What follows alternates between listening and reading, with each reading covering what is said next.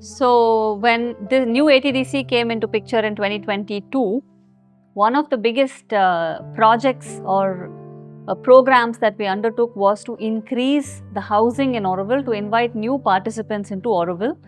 If you remember the 58th Governing Board meeting, the Governing Board approved the construction of 1000-bed complex in Auroville. The question has always been how to fund it.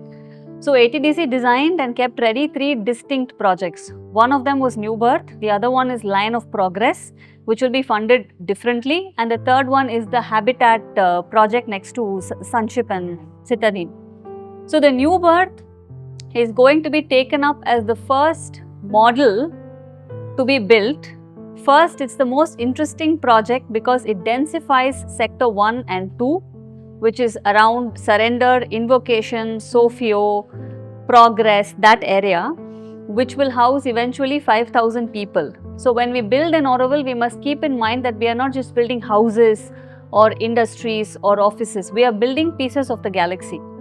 So parallel to development of housing projects, ATDC had the mandate to develop detailed plans for Auroville based on the galaxy plan, which had never really been codified before. We kind of knew parameters, but now ATDC has come up with zonal development plans, which has codified the parameters of how to build this master plan. Now, this housing project lies at the heart of Sector 1 of Auroville. So, it connects Invocation all the way up to Madhuka. So, if you can imagine the span, this project goes from Cluster 1 to Cluster 3, spanning these settlements.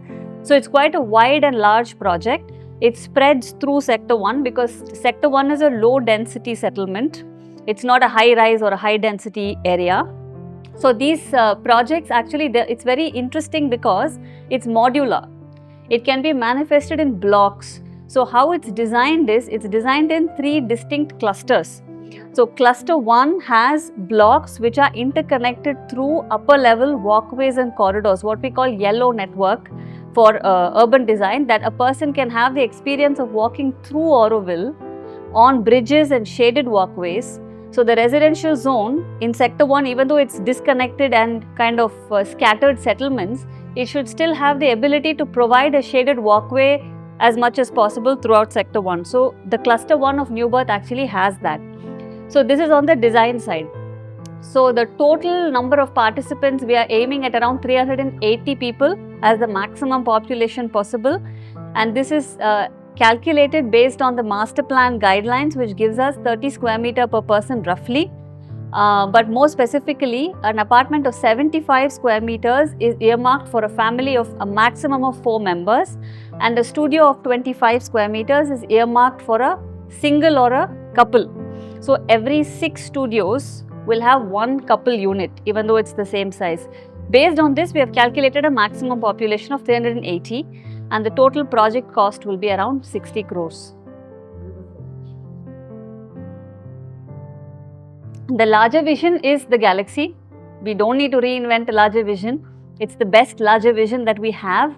So when we try to solve the design exercise, basically approach it as an urban planning exercise, what struck me the most was how Sector 1 has currently developed as a scattered, disconnected neighborhood with just communities fenced off from each other or blocks completely unrelated to each other. That's not how the galaxy envisages collective living.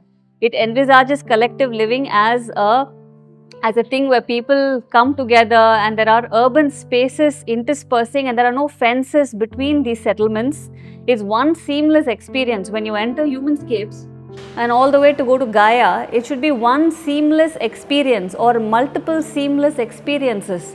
One is the experience of moving through urban spaces, another may be an experience of moving through shaded cycle paths, but it should not, you should never have this feeling that you're going and hitting a fence and then you take a road to go somewhere else. That's not the experience that the galaxy defines for us. So the larger vision is to break the sense of this private neighborhood or sense of property which has kind of crept into Auroville. Break fences, we call it the defencing project. So New Birth effectively defences Auroville. Like I said, all the way from Humanscapes up to Gaia, it defences Auroville. Some people will have to give up their fences and their large private gardens for this, but I think it will be a good exercise for the collective psyche.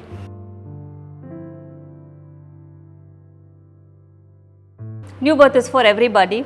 Currently, I think we can't say it's for the youth or it's for a particular segment of the population, because since the building of Auroville itself was stalled for so long, housing has become a perpetual crisis. And another issue is that the grant in aid from the government doesn't really come for housing projects, not as much as it comes for infrastructure projects. We have manifested some buildings in Auroville using grant in aid, like Humanscapes is one example, or Maitre 2 is another example. But the government is not giving just grants to build housing projects. They want us to explore other means of being able to fund housing for future residents and its current residents. So how do we do that? In the past, basically we all came to Auroville, either we came with an inheritance or we made the money somehow to pay for our own housing, or a unit paid for it, or whatever. We had to find the means to do it. Now ATDC together with Auroville Foundation, we are exploring how we can perhaps avail certain schemes which are available in the government, like HEFA scheme, because Auroville is an educational institution by definition under the Ministry of Education. So we are exploring this kind of funding schemes parallelly. But while we do that, there is still a large part of Auroville's population which needs housing. They don't have permanent housing, they're still in the house sitting status. And there are new people who have come in the last 1.5 years, newcomers, 400 newcomers, 500 volunteers, and they're all waiting for some kind of housing to be given to them. And this is real. There's also another issue where families of 4 or 5 sometimes are living in studio apartments because they cannot be assigned bigger houses to go to, and this is a pity. So the ideal in Auroville is what? You're a participant, like in the ashram, you come and you can be told, here's a work for you, here's a place for you to stay, here's some food for you to eat, and your basics are taken care of and you can focus on your inner work. But right now Auroville is in the construction stage, so we don't have the luxury to just hand over keys to people and say come and stay here. So it's still an exercise of co-creation. Housing is still an exercise of co-creation.